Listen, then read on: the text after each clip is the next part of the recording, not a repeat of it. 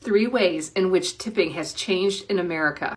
If you don't know, I recently went back to the States after not being there for 3 years, and these are 3 things that I noticed that were very different about the tipping world in the US.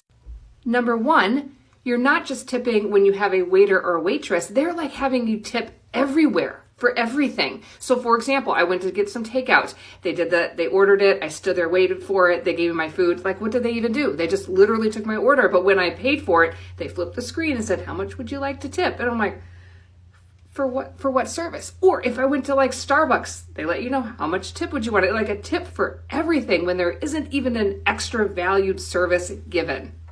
Number 2, so when you're tipping, they don't have you do any math. So they just say this percentage, if you want to give this percentage, this is how much you would add. This percentage, you can just click it now. It's simple.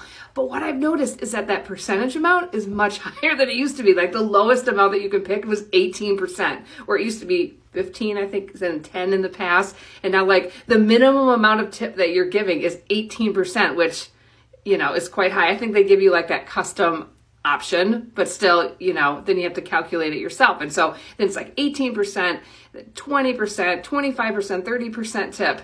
Things are getting expensive. Okay, number 3, they also have these like pay at the table machines. And so sometimes you would go to eat and they would say, hey, you can order everything on there, you can pay on there. And so the service isn't even really there. They'll bring the food out to you, but like you don't really have a server, which is great. I kind of like that. But what I noticed was that when you're at a table with multiple friends and you go to pay on here, that you can break up the bill, you can choose like what it is that you want to pay for. And then you're each paying, your own separate tip on everything. But it was just also the fact that like you don't really have a server and now you're paying really high percentages of tips, and that was just really different. It was always there before, but it was just, I think it's used more. Sometimes they would even have like a scanner on your phone. You could scan the QR code and then you could just order everything and pay everything, on your phone, which is kind of nice. But then we're still tipping, even though you're not really doing anything but bringing me my food.